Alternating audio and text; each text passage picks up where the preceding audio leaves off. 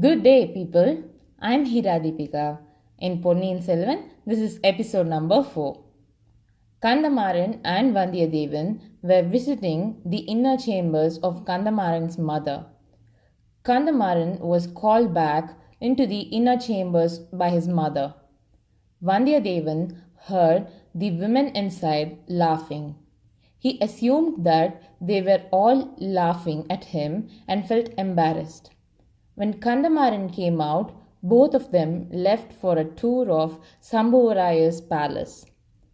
Kandamaran showed Vandiyadevan all the beautiful moonlit terraces, music rooms, dance halls, storage rooms, well furnished chambers, living quarters, audience halls, towers, and stables.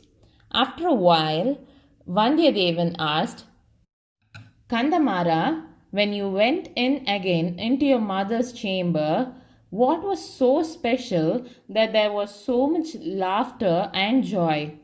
For that Kandamaran replied, Paruvetaraya has recently married a young girl at this age. He has brought her here in a closed palanquin. He has even kept her locked in his own chambers without sending her to the inner chambers of the palace. One of the maids who had seen the girl by peeping in through the window came and described about her beauty. That was the cause of laughter. They were discussing if she was a Singala girl, a Kalinga lady, or a Chera girl. It must be around 2 years since they've been married. He has not left her alone for even a short while from the time he married her. He takes his lady love along wherever he goes in a closed palanquin. In fact, all over the country, Paruvetaraya is ridiculed about it. Vandiyadeva, won't there be mockery of such sort if men who are past a certain age get involved in such entanglements with women? Vandiyadevan said, I don't think that's the reason, Kandamara. Shall I tell you the real reason? In general, women are envious. Don't think I'm talking ill about the women of your family. The whole of womankind is itself like that. Women of your family are dusky beauties, whereas Paruvetaraya's beloved is fair skinned. That's why these women are making up stories about her. Hey, how do you know about her complexion? Have you seen her? Where? How did you see her? If Paruvetaraya gets to know about this, then your life is in great danger, said Kandamaran. Kandamara, I'm not afraid at all.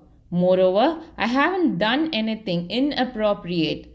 I was one of the spectators on the roadside when Paruvetaraya and his retinue went past. Paruvetaraya was seated on the elephant sent by your family, and after him there was a closed palanquin. When I was wondering about the person inside the closed palanquin, a hand from inside parted the curtains. The hand and face were fair skinned. That was all I saw. From what you just said, I realized that she must be the lady love of Paruvetaraya. Vandiyadeva, you're a lucky fellow. It's being said that no man has had a glimpse on the young queen of Parur. You could at least see her hand and face for a second. From what you saw, can you guess the beauty's nationality? Asked Kandamaran. Perhaps she can be a woman from Kashmir, Java, Kadaram, that is today's Malaysia, Yavana, today's Greece or Rome, or she might be a princess from Arabia. At that moment, the sound of musical instruments like Salli, Karadi, Parai, Uduku were being tuned together. Vandiyadevan and Kandamaran headed towards the stage set for the gypsy dance. The stage was decorated with colorful drawings of cocks, peacocks, swans, and parrots. They had further decked the stage with several fragrant flower garlands, popped red rice, colored millets, yellow turmeric, and other vivid decorations. Tall oil lamps and flaming torches tried to drive the darkness away. After all the important guests were seated, the 9 maidens who were to perform the gypsy dance came onto the stage. They decorated their hairstyles with brilliant red flowers favored by Lord Muruga. After greeting the audience, they began to sing and dance. Once the gypsy dance was over, a man and a woman dressed as oracles, Devaralan and Devarati, came onto the stage. They wore blood red clothes and had brilliant garlands made of red flowers. Their foreheads were painted with bright red kumkum powders. The Velan Atam, or oracle dance, began calmly.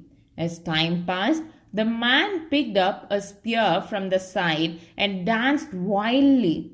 The woman moved out of the stage with an expression of fear on her face. By now, all the instruments were quiet. Only the little handheld drum, Udukku, was beaten frantically by the priest standing near the stage. Each part of Devaralan's body shuddered. Soon the priest looked at the uncontrollable Devaralan and said, Vela, Muruga, please reveal your divine predictions to us, your devotees. Ask whatever you want. I will reveal all, replied Devaralan. Will there be enough rainfall? Will there be plenty of water? Will the land be bountiful? Will our desires be fulfilled? Asked the priest. All your wishes and desires will be fulfilled. But you haven't made any offerings to my mother. The goddess desires a sacrifice. She thirsts for the blood of a prince from a 1,000-year-old dynasty, shouted the wild dancer. The dignitaries seated in front of the stage, Paruvetarayar, Malavarayar, and Sambuvarayar, looked at each other and seemed to talk a secret language. Sambuvarayar made a sign to the priest. Immediately, the priest stopped beating his hand drum. The dancer fell onto the stage like a log. The audience then dispersed silently.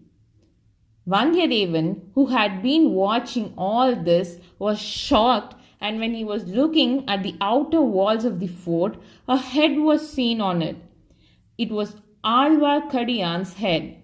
When he tried to look carefully again, the head was no longer there. Vandiyadevan felt ashamed as he assumed that he made out such imagination due to his worthless fear. After the gypsy dance and the oracle dance, there was a lavish feast for the guests. But Vallavarayan couldn't enjoy the banquet as his body was tired and his mind was upset. His friend Kandamaran informed him with pride about the various dignitaries who were present that night.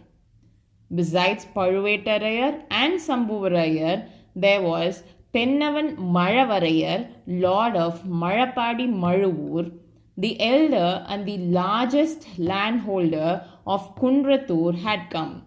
Then there was Triple Crown Pallavarayar, the lords Tantongi Kalingarayar, Vanangamudi Munayarayar, Devasenapadi Poovarayar, the fearless lion Muttarayar, double canopied Rajali, and the chief landholder of Kolli Hills. All these men were there at the banquet. These dignitaries were not ordinary men. nor was it common to see them all assembled together in one place like this. Each of them was a territorial chieftain, or they had earned the distinction of territorial chieftains because of their bravery. The title Araya, which was derived from Tamil word Arasa, denoting nobility or royalty. Territorial chieftains and noblemen of equal rank were entitled to add the suffix Araya to their names. They were also called by the name of their town with the added title. In fact, our hero Vandiyadevan bore the name Vallavarayan because he was born in the royal family of Vallam. But these chieftains did not bear their titles merely because of their noble birth and thereby enjoying the comforts and indulgence of palace life. Each of these men had not only participated in several wars, but they also bore the wounds of such warfare on their bodies. Now, all these men governed their territories or kingdoms under the suzerainty of Emperor Sundara Chola of Palayarai, and many of them were important officials of the Chola government. Normally, Vandiyadevan would have felt immensely elated to have seen all these noble men in the same place, but he didn't seem happy about it. He was confused and suspicious as to why have all these men gathered together here. Let's check out more on Vallavarayan's suspicion in our next episode. Until then, take care. Please do like my video and subscribe to my channel. Thank you.